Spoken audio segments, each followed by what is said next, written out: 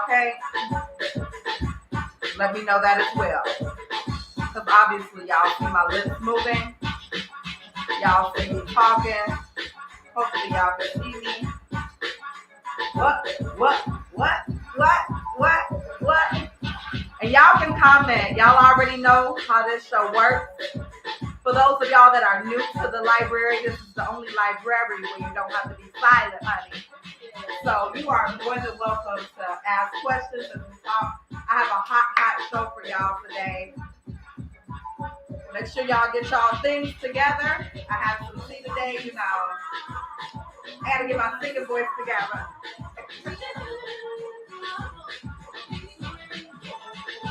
Hey.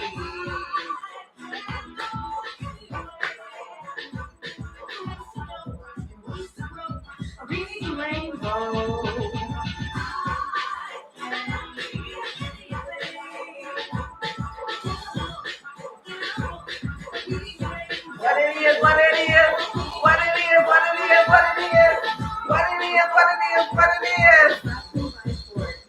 What's up, y'all? What's up? It's your girl Ike with the mic, and you already know, aka IKEA. And we are here with Throwback Thursday, Thirsty Thursday, Turn Up Thursday, the Library Podcast Thursday with me, the one, the only. And today I have a hot show for y'all. As you know, for the last couple of weeks, we have been acknowledging Suicide Awareness Month, and it would just be remiss if I did not bring y'all the informative things like usual. And so I have been promising you all a licensed professional right here on the couch. And today I have that person. She is a Chicago native with a strong background in therapy and social work. She comes with years of experience working with some great organizations, whether that's in the space of counseling or social work. She provides a special outlook on one's perspective that's invaluable. As we welcome her, I like to also mention she is a fellow Mighty Mac, okay? So let's welcome Lapree Crawford. Yes, indeed. Let me tell you something. I think everywhere I go, it's something about the Macaulay girls. Right? Yeah. Especially the black ones. Like, for those of you that are not from the Chicagoland area, or are not familiar with the whole Chicago school system, right? Let me tell you something. I don't know if these people ain't never went to college or what, but these folks is serious about this, like, high school rivalry, high school picnic, high school reunion type thing. They're serious about it here in Chicago. And so Catholic school girls and Catholic school guys, we have just a different kinds of camaraderie. Because we do that, like, you know, we don't have to get together for a picnic because we'll see you on LinkedIn. Period. So, but it's so good to have you here. I'm so excited. No problem. So we're gonna jump right into it, and I want you guys on Facebook to let me know if y'all are hearing me, if you're seeing me, if you are. Because it looks like that I'm not able to see some comments tonight. But we're gonna work it out. We're gonna figure it out. I'm gonna ask my assistant if she's able to see me on Facebook. But yeah, what's up, y'all? What's up, y'all? Young T, Miss Beauty, SY something super, Blue Jack 95. What's up, y'all? So before we get started, I want, for those of you all that are new to the conversation here, this is the only library where you don't have to be quiet, okay? So as we're talking, if there's things that you want to comment on, questions that you want to ask, ways that you want to engage and chat with us, of course, I say these questions or these comments out loud. So if there's some stuff you don't want to be said out loud, then don't put it in the chat, please. But yeah, so let's first start off with you. I know I just gave a little makeshift bio, but give me a little bit of, like, who is Lapree? Where did she start? Well, hi guys, my name is Lapree. I graduated with my master's in social work from Dominican University. But I've been kind of all over the place when it comes like therapy and like social work. At one point, I worked at a nonprofit working with Uncle Boys and Girls, and I was a youth worker working overnight for that. And then majority of my time, I also worked inpatient in the psych department. So we dealt with a lot of psychosis, schizophrenia, those type of like disorders. So just a mixture of all of that, including therapy. When I worked with kids, we did a lot of family therapy, so that was interesting. But overall, just mostly a lot of like social work and therapy, and right now we're medical social workers. So we're doing that. We're learning. But yeah. Yes, learning. I think for those of the folks that are in the healthcare space, they understand that learning, when you say learning, because when you're in healthcare, people don't understand. I think I was talking with someone earlier, and she seen on my resume, she said, oh, long-term geriatric facility. Oh, okay, you know how to do a lot of stuff. Because you could just kind of get thrown in healthcare when they realize that you have qualifications. They go, okay, well, we're going to move you here because the turnover rate is high. And then we're going to move you over here. And then so you get to learn an awful lot. So it's really, really good. It's really, really good that you had that lens. So let's get to some fun stuff. You're from Chicago. Born and raised, Southside.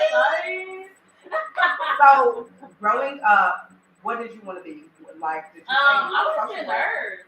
Really? Yeah, I want to be a nurse. And so when I went to college, you got to take a prereqs, chemistry, all of that. And I realized, like, the classes that I could focus primarily on chemistry or primarily on anatomy. So I had to make a choice. And then the teachers that I met, like, at Dominican too, like, even in my undergrad program, like, they were just cool. Like, my social work professors. And then they're like, oh, you would be a good social worker. And it kind of just happened that way. And then grad school was cool too, because I had a lot of mentors and a lot of, like, professors, like, we're close to this day. And it just kind of happened. So it kind of worked out. It's interesting but I've always, once I got into social work, I wanted to go into medical. So I'm happy. That's kind of where I'm at now, but it's a lot. It's a lot of information. But we'll see though. We'll see how that goes. Yeah. And it's going to be good. Yeah. It's going to be good. Because if not, you'll learn. If not, you'll learn. You'll get there. So, from Chicago, black girl, South Side, originally want to be in nursing. Is there anyone in your family that is a part of the healthcare field or a part of some sort of social work that you said, hey, I want to be like this person? Yeah, I don't think so. Well, growing up, my mother was always sick. So that's how I wanted to do nursing. Okay. She was really sick, like to the point where I was watching like the nurses clean her rooms, and like when she would come home, I would change her. Like she had a tube connected to her chest with a saline bag, so I would change it at home. Yeah. So that's how come I'm like, oh, okay, like I can do this. Yeah. I'm already doing it, but it just looked a little different. And then as I grew up and went into social work, a lot of my own like personal experience, it made sense why I'm a social worker. Yeah. Yeah. So I don't know. I mean, I just through like my own personal experiences, and then that kind of changes as you grow and develop in a field, but also in your personal life. So yeah, I don't know. In terms of growing up, I don't think I knew any social workers. Okay. So that's interesting too, how I ended up with that. But yeah. Were you familiar with social work? No. Okay. No, not at all. I think I was more familiar with like nursing and everything else. But that just kind of happened for me. And then it works. Like I'm happy I chose the field. I mean, it's a lot. Yeah. But like I don't see myself doing anything different. Yeah. So let's get into some things. When we talk about suicide awareness, I think it's hard. In my last show, I talked about a lot of the facts. I talked about a lot of the things, but it's kind of hard to talk about those things without acknowledging there is a mental health aspect that takes place before the actual suicide. Um, and some of your experience is working with people with psychosis and schizophrenia. And so, can you talk a little bit about what is psychosis and schizophrenia? Yeah, so psychosis. Well, let's start with like schizophrenia. Yeah. So I'm gonna try my hardest to like explain it. Usually, for each person is different. Mm-hmm. Some people hear voices in their head. Some people like feel like that there's something touching them or love crawling on them. Or some people can visualize as something that's like crawling on the wall or somebody standing there when in reality no one is standing there. So it's kind of like a mixture of like that, and then psychosis is kind of like similar in a way because sometimes you still can hear things, you still can see things that aren't happening or that isn't there. Yeah. And it's mostly like it really is mental health, right? And then I know our topic is like suicide awareness too. They sometimes like they could feel that pressure too. Like they don't want to hear the voices in their head. They don't want to experience that. So that's like a whole other category within itself. So, I mean, it could go for all like disorders, whether it's psychosis, schizophrenia, depression, anxiety, all of those like diagnoses and disorders too. So, yeah. So thank you for that to give a bigger outlook because I think I want to be as responsible with acknowledging all of the things. And I think that a lot of times in the Black community, we're starting to hear the words depression and anxiety, but there's other words out there too, and there's other illnesses, and sometimes it is not always something that is visual. Yeah. Like even with anxiety, like a lot of people think like you're shaking a lot or you can't sit still. But sometimes it could be as simple as like you sitting calmly reading a book and stressed out because there's a lot of people in the room. And like, social anxiety, that's a real thing. You know what I'm saying? So it differs from person to person. Yeah. For sure. So we've also talked about especially being a new mom, postpartum depression, and how that can easily change into like just real depression. Like it's from postpartum to depression, and if there is no awareness of it and there is no grabbing hold to it, then it can just kind of go into a tumble. Yeah. And get bigger and bigger and bigger. And then a lot of times there's a high rate of, I forgot the exact statistic, but there's a high rate of new mothers that have committed suicide, whether that's hearing voices, whether that's them just like, I'm going to be a horrible mother, or I'm not going to be able to do this, overwhelmed. And so just wanting to say all of the things. What's up, Melly, Moni? What's up, Ebony P? What's up, 730 Ross Kid?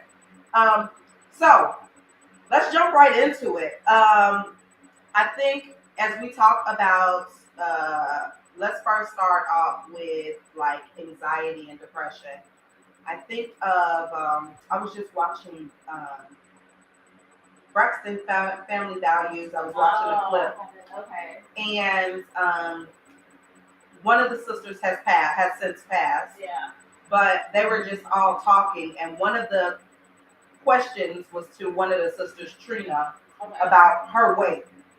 And I think in the Black community, we are way too comfortable with asking our Black women about their weight. Or commenting. Ooh, girl. That hit in my spirit because, baby, let me tell you something. Don't worry about what's on my plate. Worry about what's on yours. How about that? Worry about one's own self, okay?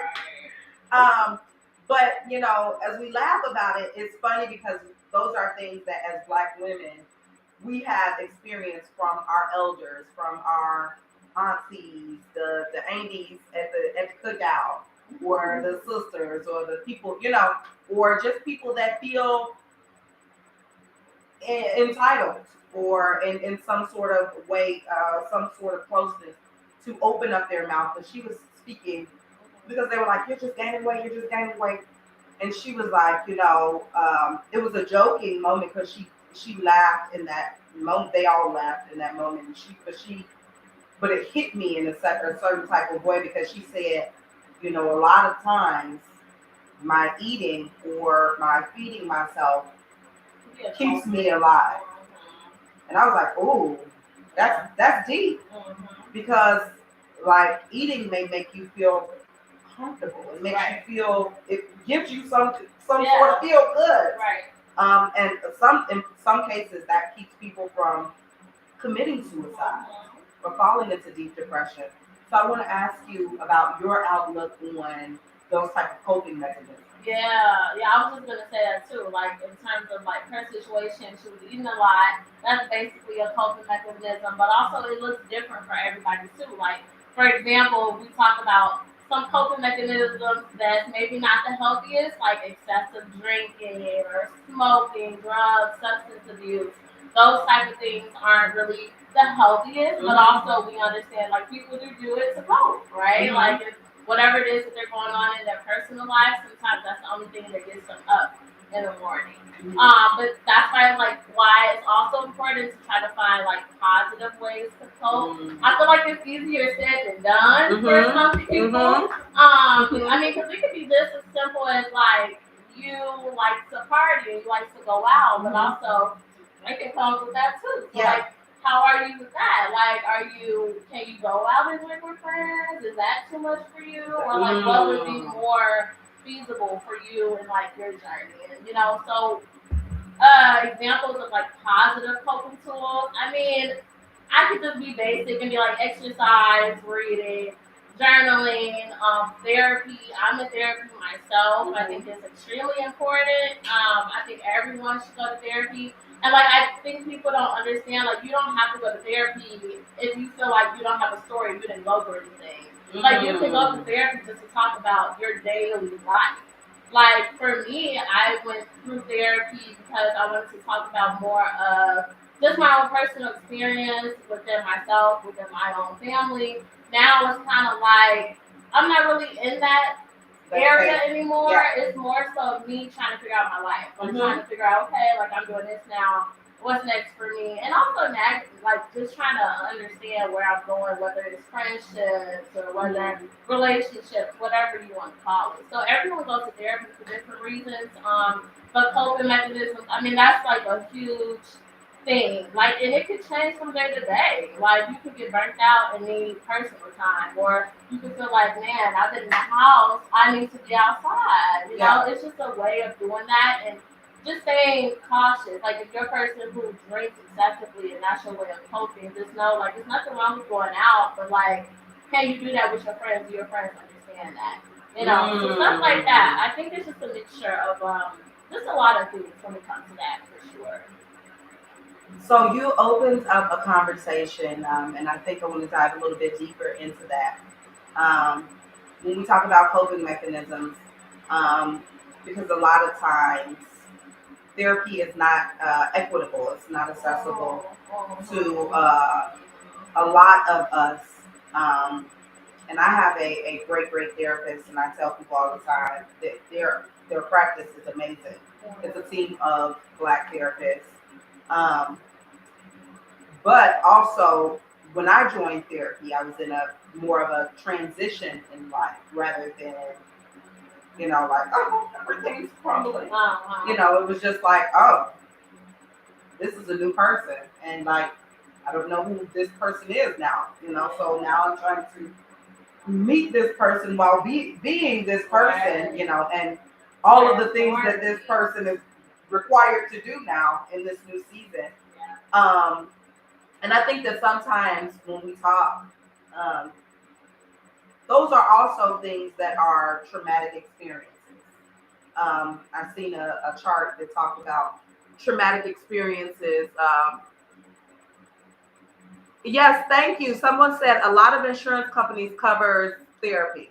Yeah. So there are actually, I have mine covered through insurance. But there are also some free resources For those that don't have insurance, there are some free resources, and we'll talk about some of those things a little bit later. But I want to just pick your brain a little bit on dealing with trauma. How would you suggest someone deal with trauma? Someone comes and says, and maybe it's not trauma to the extreme of like where they have childhood trauma. Maybe it's more or less like, whoa, I got fired from my dream job and now I'm in limbo. Like I went to school, I did this, I have this, now I have all of these bills to pay, and now what do I do? So what would be some of your advice? I mean, in regards to like trauma as a whole, I think it's important to have people in your corner who really care about you. And I'm not just talking about people who will check in and be like, "Oh, you're good. All right, cool. You need anything? But when you need something, it's not there. So I think it's just really important to have people who's really strong in your corner, but also to always have like that's my nail job. To always have like a backup plan too. I know sometimes it's hard to know that, and this is something that I'm learning. Like even in that situation, if someone's losing a job, try to have like a savings account. That's just in terms of like trying to use your brain. And like I said, it's easier said than done because I'm still working on that. Yeah. But I think it's really important having those people in your corner that like if you can call and be like, "Yo, this happened. What do I do?" Even if the people that you call can't give you the money or can't help you, they're gonna make sure you figure out something. So, life happens. You can't always be prepared for everything, but I think really having a strong network and a strong support system, a strong friend group. Like you don't need to have 20 friends. You can have all you really need is 2. Just things like that.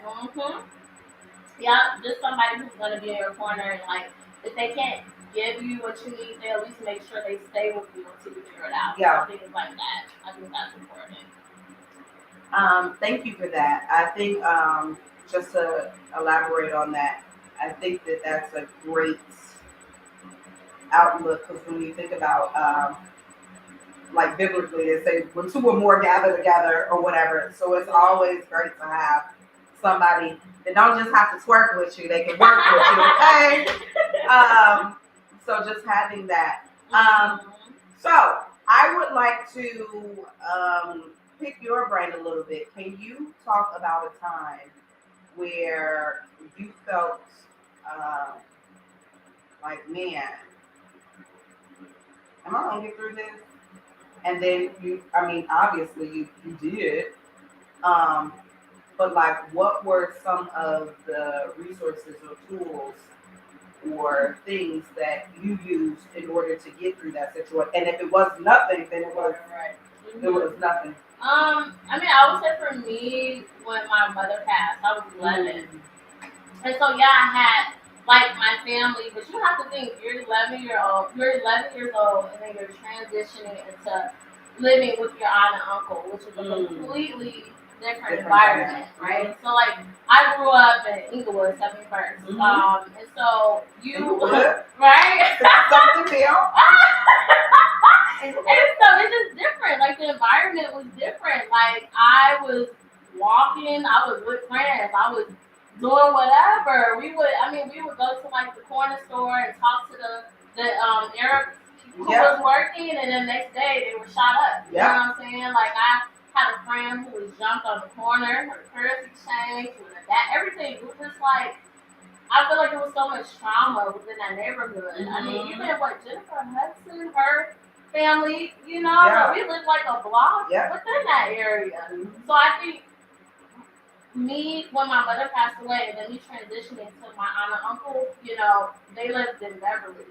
I went to Macaulay. The environment was completely different, and I think that sometimes the way that I worked or the way that I operated, it wasn't really me trying to be ungrateful or disrespectful, but like when you're 11 and you're already going to the nail shop getting a full set, like you're going to the store buying your own tampons and pads, like you have to understand, like you kind of grew up in a quicker environment and so in a quicker way. So I don't like when she died. I think I like you're 11. How do you grieve? Yeah, how do you grieve? Yeah. How do you understand the concept of life and death? Or you know what I'm saying? So I think for me, what helped me get through that is being able to like have mentors, being able to find my support, even if I felt like at the moment, whether it was in home, I didn't have it, or I felt like I didn't have it. But then, you know, as you grow, you meet people and you develop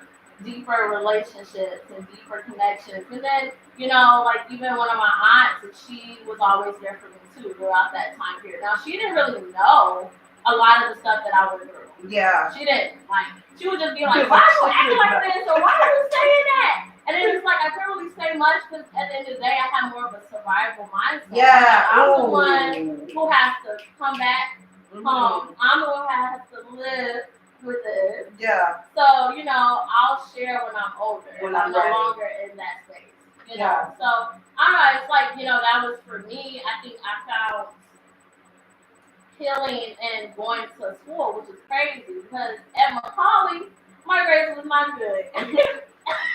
I was not like at all. My grades were not good. I think that's just the way my family thought. Like, oh, we take her to Macaulay. Like, she'll get a good education. She'll do this. But honestly, if I went to Julian, I probably would have had straight A's. I was right down the street. Like, you know, so it's things like that where it's like, I don't think people really realize. And then even with me being at Macaulay, I had several moments where I was like, oh my God, like, what am I going to do? You know, I went to Macaulay, I was there on Social Security.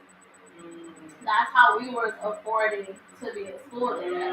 But I didn't like realize that. Like the whole time I'm in school, I'm thinking, oh, they're paying for this. They're doing this. And then when I turned 18, for third grade, I got held back. Anyway.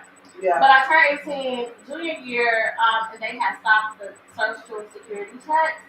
And so my family was kind of like, oh, you don't go back. You need to go to the office. You need to figure out what they're going to do because if they don't, you know, pay you for school, you can't go back there. So here I am, junior year in college, in my little college skirt. I go to the like Social Security office, and I'm just like, hey, like, I'm a student. Like, what am I telling these people? What are these people telling me? They are looking at you like, girl, okay. I don't know, like, they told me to come here. The checks wasn't coming through. And it's crazy because I was like a twig. And like the lady who worked in the office, she just took one look at me and she was like, it'll be there. Yeah. She didn't ask no questions. I think she was like, why is this little girl here in this office? Yeah. You know what I'm saying? And I went to school after, you know, right after. And I think I was in somebody's office. One of my deans or something like that. I can't remember. Or my choir director. She was amazing. Listen to you. Yeah. Oh my God.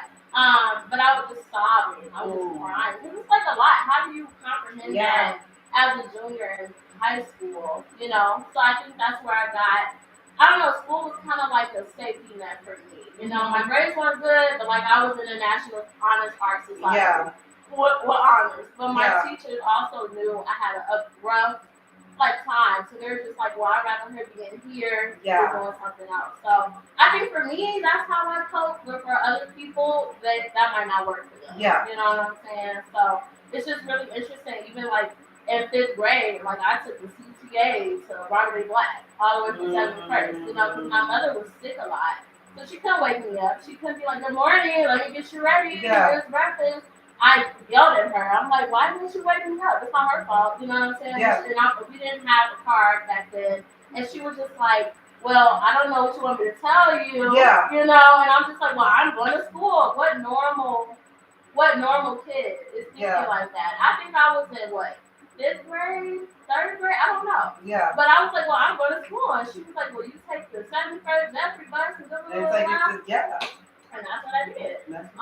But then it was like a little scary though because I got lost. And then by the time I got to school, the principal and everybody was like stressed out. Like they didn't know what happened to me. My mom didn't know because she didn't like Yeah, saying there was no phones and stuff then. Yeah. Mm-hmm. Yeah. Yeah. But we made it. We here. Yes. Oh my god. But yeah, so I don't know. I think when it comes to like trauma, everybody has trauma. Yeah. Everyone's been through stuff, whether they realize it or not. I think it just differs from, everybody. Bless you. Thank you. I just think it differs for everybody who, is going through something. It just depends on what works for you. Just be smart in terms of what you choose to cope and how you choose to cope. Yeah. So. Thank you for that. Yeah. I want to pull a little bit more out of that because you mentioned something in the middle of the story, and I think that that is a lot of us as Black kids. We are raised on survival. Yeah. And so when you get grown, you see, and I thank God for social media because a lot of these terms and all this stuff, I'm like, oh yeah, that's me. But just understanding how you pull apart a lot of, whoa, I am trying to, not saying that parents did bad, right. but I am trying to do better than my parents, but also be responsible as an adult, and then also be high functioning and think of certain things, and also be respectful of people's space and where they are in their life. And I think that a lot of times as millennials, we're trailblazing, millennials and Gen Z, because I'm in that weird kind of millennial. I am a millennial, let's just be clear. But the Gen Z millennial kind of, it's like the 90s that are there, and it's like there's a lot of trailblazing that we are doing to transform a lot of what the old used to be. So I want you to talk a little bit about the survival aspect, more about survival and being. They say yes, pre. Hey. About being Black and how do we get or begin to grow out of that survival mindset.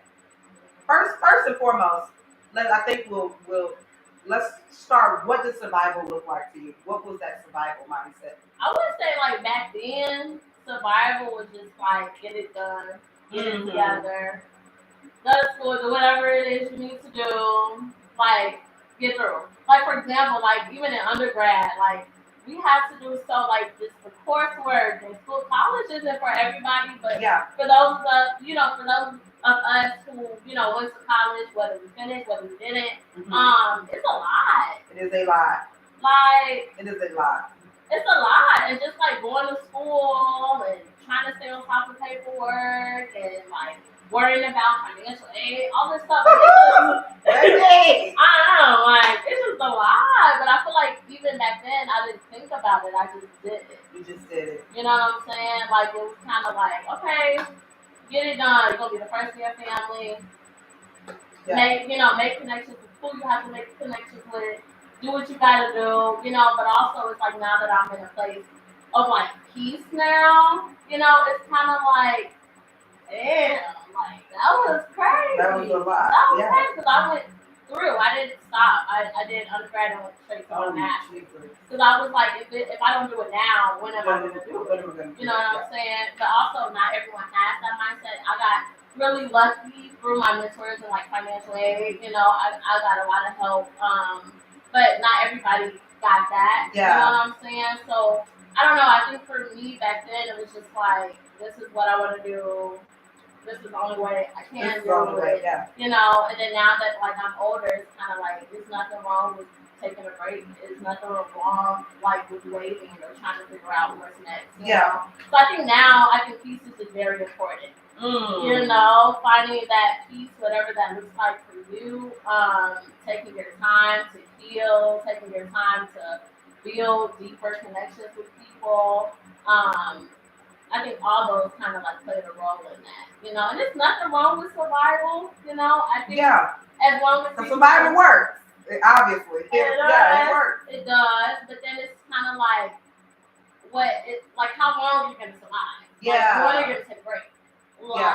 When, you know what I'm saying? Yeah. So, and then it's just like important to have people in your corner who's like, yo, you working a lot, or like, how can I help, or what do you need from me? And sometimes those little check-ins like that helps too. Yeah. I mean, you gotta do what you gotta do, but I mean, I was in college. This was around the time I was in grad school. I was working. I had a off-campus job, an on-campus job, internship, and a plus school. And our classes was like 30 hours. Right. So it would be like a 6 to 9. Oh, and then I worked overnight. My overnight job, on the days I didn't have class, my overnight job was 10. I can't remember. I think it was like either 8 p.m. or 10 p.m. and it was to 8 a.m. the next morning. Then I would go sleep, and I had class at 6. So then I would, So I was doing it. My on-campus job was probably, I don't know if it was like the afternoon or, and so you say stuff like this, and then people are like, yeah, but you're single, you don't have any kids, you're young, That's but it's like, that's still a lot for people who's like in college and trying to figure it out. So yeah, I mean, like I said, there's nothing wrong with survival. It's just you gotta know when to stop. You gotta know when you need a break. Yeah. So yeah. I think. Thank you for sharing that. When we talk about survival, there was something you mentioned, and I think that is a great point. People's aspect will first then say what you don't have, or what, because they'll compare what your life is to whatever baggage or whatever things that they have going on in life, and say, well, you don't have as many responsibilities, or you don't have as much of this, or you don't, and that does not change the way that it's a lot. Like, a lot is a lot, regardless. A lot is.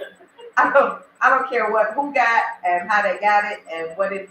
If it's a lot, it's a lot. And I think a lot of times, as Black women, honoring that a lot and stepping away from some of those things are not always the easiest.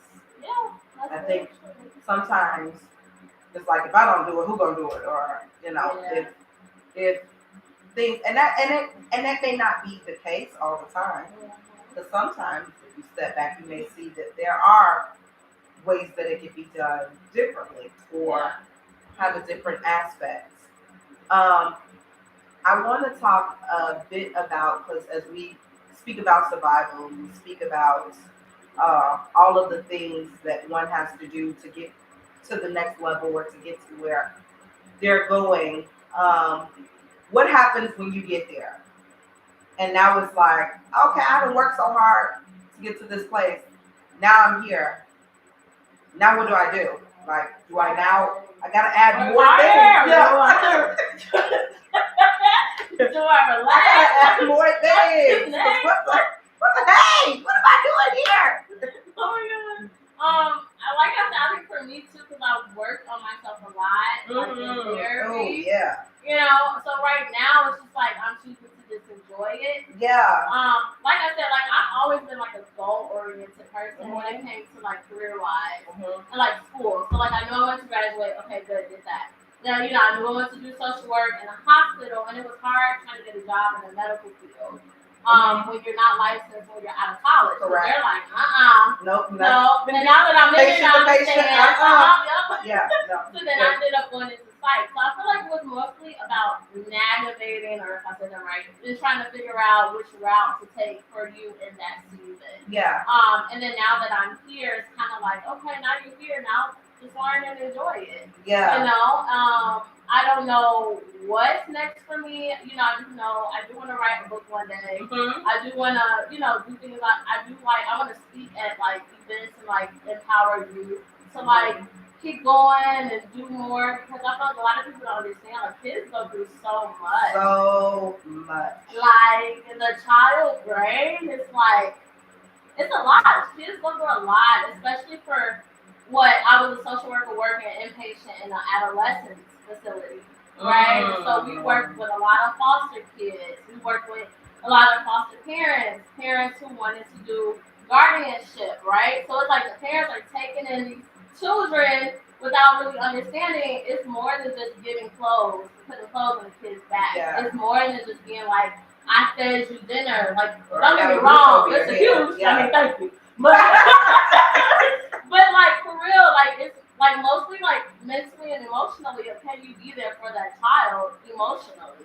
Yeah. Do you understand what this child, what was his or her background was with their birth family? Do you know anything about that? Because sometimes that comes up as they grow, no matter how much love you give, no matter how much you do right, no matter how much you do wrong, sometimes things still show up. So I think like that's something that like I want to do. So things like that. I think like just as you grow, your goals start shifting in terms of who you're becoming as a person. Right? So like back then it was mostly school, right? We done that, okay, now what's next? Now it's like, okay, live life, but also you'll figure it out when it's time. Yeah, I love that. So, you know, it's like I said, it's different for everybody, but as you grow, your goals change and your reasons shift and, you know, things like that, you know? Yeah. I think that I'm out too in that space of just kind of riding the tide. Yeah. I feel like I've done a lot of work real early on, and so I have a lot of experience, and it's like, what am I doing with it now? Because I got a lot of it to do nothing that I am that attracts me. This is my love. This is what I love to do, and so intersecting those things and finding spaces where those things work. But it's so good that you mentioned about therapy. I talk very often. Shout out to Yolanda, my therapist, every now and then. Every now and then she'll look, but it was, she has opened my eyes up to so much about me. And I'm like, I've been with this person all this time, girl. You ain't gonna be able to tell me too much about her. Right. But just kind of breaking down some of, like, why do you think this way? Right. Why do you work in the way that you do? Because, like, I'll do this. Like, I'm not good at just doing one thing. I have to do this, and this. Right. And it'll get done. But, like, I don't like to just do one thing. Like, I like to have a couple of things moving at one time. And so she began more recently to break down, like, okay, so what's your fear? And I was like, oh, I don't think I'm scared of nothing. And then she said, so what happens when you become successful? Yeah. Oh, girl, I don't know. That's the fear. Right. Like, because then then how do I work? You know, I mean, I'll still work, but what does that mean? What does that mean? Yeah. What does that mean? And so she started to tell me, I would like for you to start breaking down some of those things. Let's pull back from some of these projects. Let's work on this one thing, because you need to start realizing, like, if you do that and it becomes successful, then it's okay to sit in that space. It's okay to be in that space. And I think that that's something, as a Black woman, that I just was like, you know what? It is okay. It is okay. Like, girl, shut your mouth. I ain't paying you enough. Now I gotta call Medicaid. They gotta pay you a couple more dollars. Because I ain't got it. I ain't got it. But I gotta call them people to tell them that, you know what?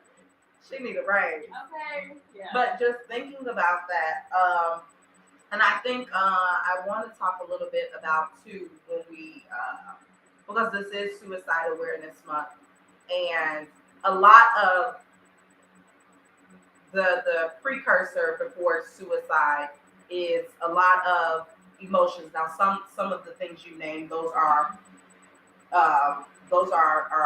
illnesses that require medication. Even depression sometimes, and anxiety sometimes requires medication. And so to those things, we want to always acknowledge and always be aware that, you know, it's okay to just talk to your doctor. Like, I'm feeling this way. I'm not feeling too good. And the doctor is still licensed to assess. And or For me, like one of the things I always used to tell like my patients, I always do a reference. You know, like people go to the gym because they want to look a certain way, they want their bodies, they want to swim, whatever. But I'm like, why not do that for your mental health? People go to the gym to get physically better. You know, people take their medication to get physically better. Yeah. You know, so I tell a lot of my patients that because a lot of times they're like, I'm not crazy, like, I don't need it, or they're in denial. And sometimes when patients are in denial, I mean, you can't really, you kind of got to whack away a little bit. Ease it in. I mean, if they're in denial, they're in denial. Yeah. But also, I try to remind people, like, there's nothing wrong with taking medicine. There's nothing wrong with getting yourself together. And it's like a lot of times I get patients who's like, I want to do this, or I want to work here, and I want to do this, and I'm like, okay, great, but can we start with you taking your medicine? On time. You know, that's how we're gonna get there. You know, so I think that's important to speak on too when it comes to medication. I think a lot of people just assume, oh, you're crazy, or oh, you're this, is that, and the third. When in reality, you're just trying to get yourself together. Like anybody who chooses to go to the gym and work out, thing just you're developing mentally. So just definitely wanted to add that in there too. I love that analogy because I think that we don't see people talk about it so freely or bring it down to like a normal. It just is. Yeah, it's normal. You take a Tylenol for a headache. You'll take you know. Absolutely. And thinking about, you talked a little bit about having a support system, having people that are around you that, and I'm paraphrasing here, but that add to your mental health.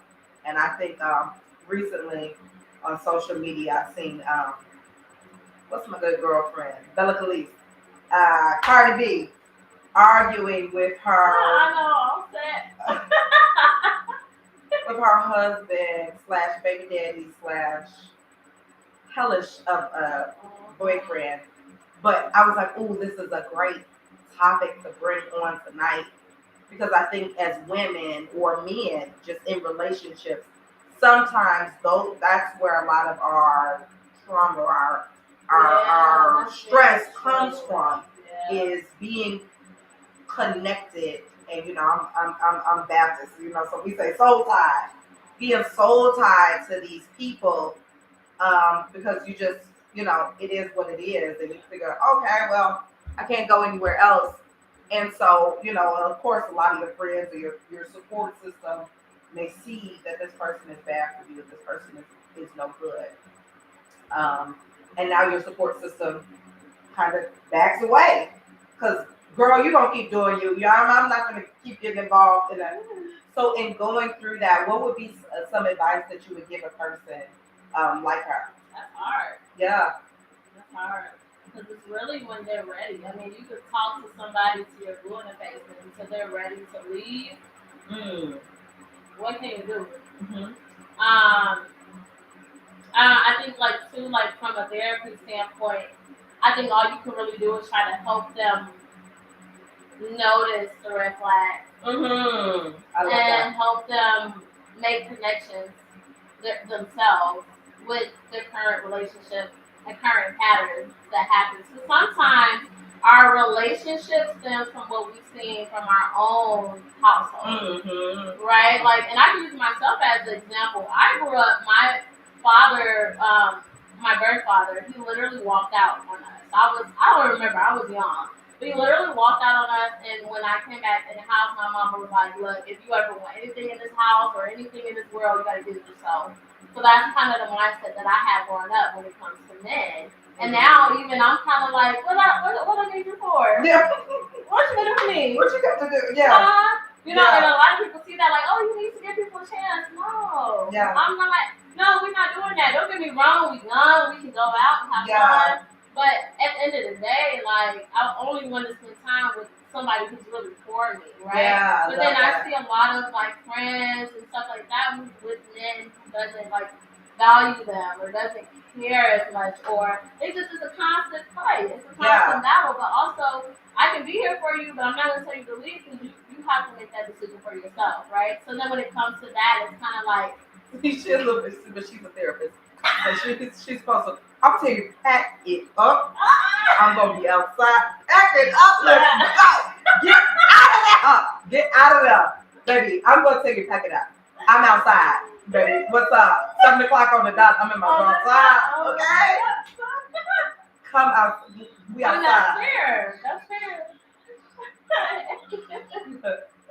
But yeah, so even thinking about like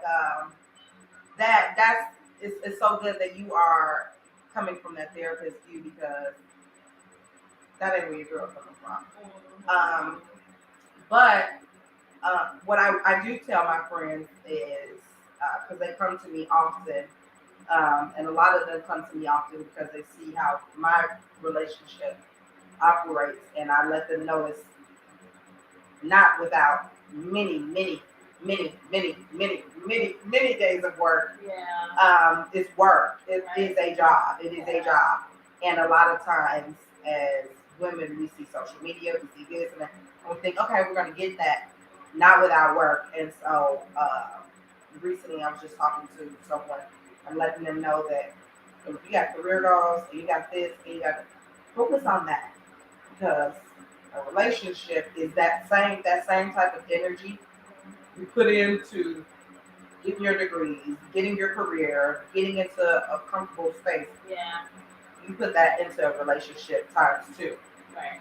Yeah. And you don't know where this person is emotionally. Are they emotionally stable? It's a lot. Yeah. It's a lot. I used to say that to a friend once. She's like, "Oh, what do you want in a relationship?" I'm like, "I want someone who's emotionally available." She's like, "What does that even mean?" You know, a lot of people don't even understand what that means. Yeah. You know what I'm saying? When it comes to like relationships, and I think for me it's a little easier because I'm a therapist, so I know how I am mentally. So I want a man to be there with me. You know what I'm saying? Or at least understand it. Understand. Right. You know, growing that's important, kind of working forward, working hard. Yeah. learning. That's all we can do. That's all we can do. Well, Lapree, it was so good to have you on tonight. Yeah.